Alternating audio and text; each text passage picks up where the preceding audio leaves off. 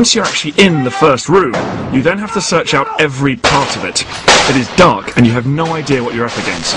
You have to keep communicating with one another, but very quickly it gets totally chaotic. The American Marines had only 4 blocks to clear in Hue, but it's easy to see how tough a job that was.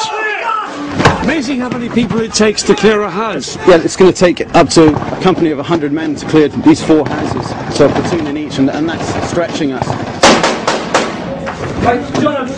You've got to clear every single room one at a time, and in each room there could be booby traps, tripwires, trapdoors and hidden entrances. Around every corner there could be someone about to kill you.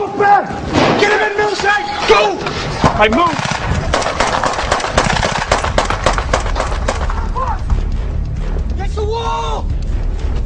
You've got 3 windows, 1 door, top left entry point, okay? You're all happy with that one, so... Yeah, it's got the ladder on it.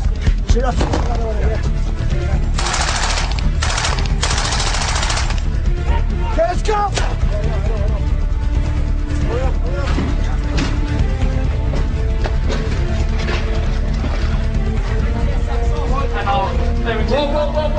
Go, go! Okay, see?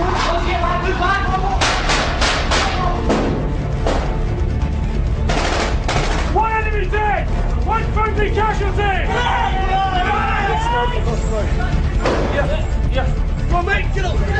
2 enemy dead! 3 dead now! Okay! The exercise was over and the buildings retaken. Alex, tell us what you made of the operation. I mean, that was a typical para operation, clearing houses. How successful do you think it was? It went according to plan, and about the same timescale. It took us about 2 hours, I think, to take the 4 buildings. And the overwhelmingly noticeable and striking thing about it all has been the number of people required to clear just a few buildings here. It's extraordinary, isn't it? Yeah, there's no... You can't deploy your kind of, you know, your fantastic technology and your strike aircraft or your artillery, because it's a matter of cleaning out every single room, and there's no other way than doing that. It's the good old-fashioned send in the infantry and clean it out room by room. And the idea of doing that day after day after day like those guys in Hue is unimaginable.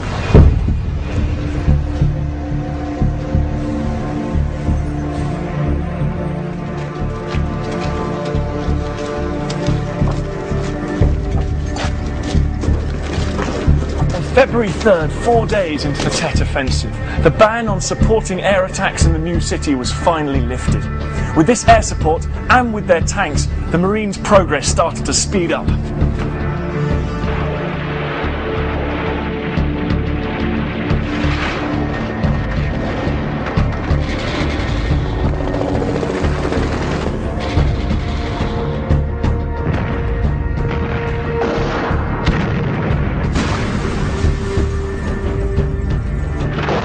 We tried our best to avoid malicious damage. As a result of their being so entrenched, it required for us to bring maximum firepower at our disposal to eliminate them. But we were fortunate that we did have the weapons that were capable of routing the NVA and the Viet Cong out of their positions.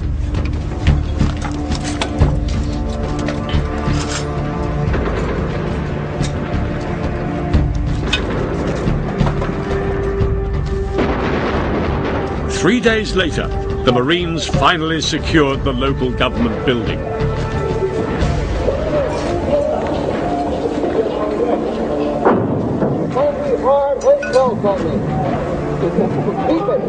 Are you finished? We want to get the hell out. It had taken a week to advance just 800 meters.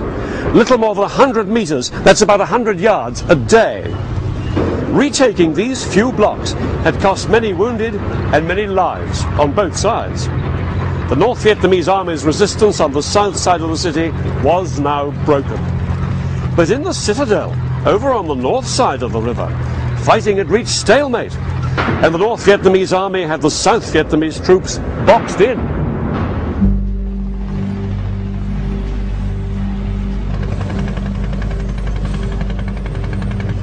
On February the 12th, the South Vietnamese sent the American Marines a call for help. The trouble was that the bridge connecting the new city with the Imperial Citadel had been blown up by the communists. The only way of getting over there was by river.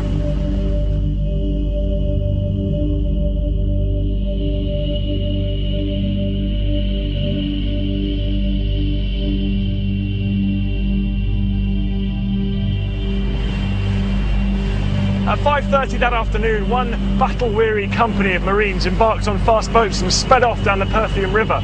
They sat precariously balanced on ammunition crates, and they came under heavy fire from North Vietnamese guns hidden along this bank just here.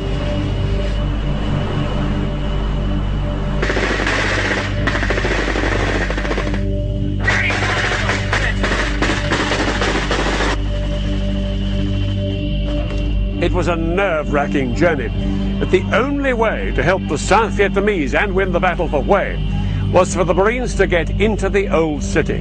This is where the boats picked up the Marines. Here it is on the map case, just here on the south side of the Perfume River. They were ferried up the river, round here, to the northeast corner of the citadel, where the South Vietnamese forces were trapped. Men and supplies were offloaded near one of the gates and rushed in to reinforce the South Vietnamese inside. The Marines now had to fight not just in the more densely packed streets of the citadel, but against an enemy protected by bunkers and battlements on walls several meters thick. The North Vietnamese were scattered throughout the city and heavily entrenched on the eastern side of the citadel and on the walls of the imperial palace itself. The South Vietnamese had tried but failed to push back their enemy.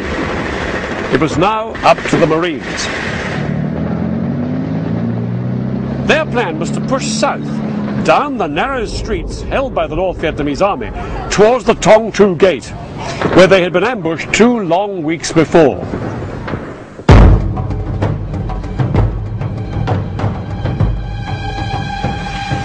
Now the Marines found themselves in another unfamiliar battlefield, a gigantic fortress surrounded by high battlements and defensive moats.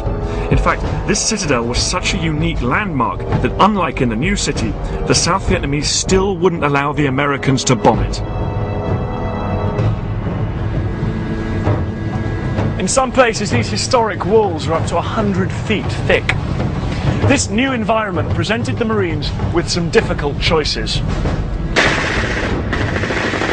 They could either stay down there in that tight warren of streets fighting house to house, or they could come up here onto the walls where there was far greater mobility, but they would be totally exposed.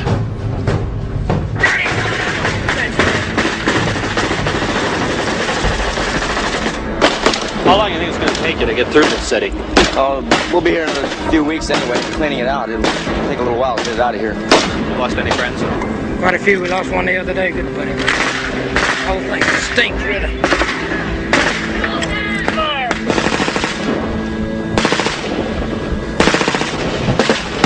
By now, the North Vietnamese army and the Viet Cong were beginning to suffer. But General Giap's men knew that for every day the communist flag flew over this sacred city, it sent out powerful propaganda messages to the Vietnamese people and, even more significantly, to America.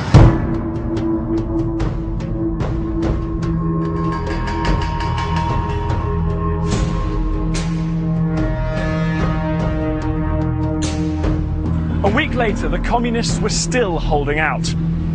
This imperial palace was the source of intense frustration for the Marines.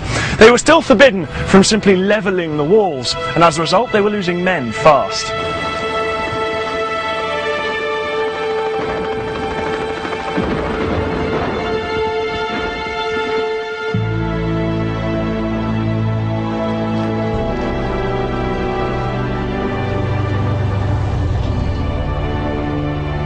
You had this utter devastation all around you.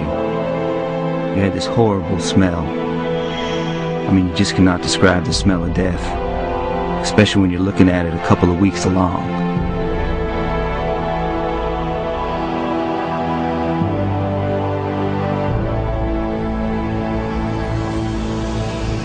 Then the Marines got some welcome news. The US Airborne Cavalry had managed to cut off their enemy's supply line into the old city here. And on top of this, the South Vietnamese had given permission for airstrikes on the citadel. The noose was tightening round the communists. They were fighting for survival, and the Americans prepared for their final push.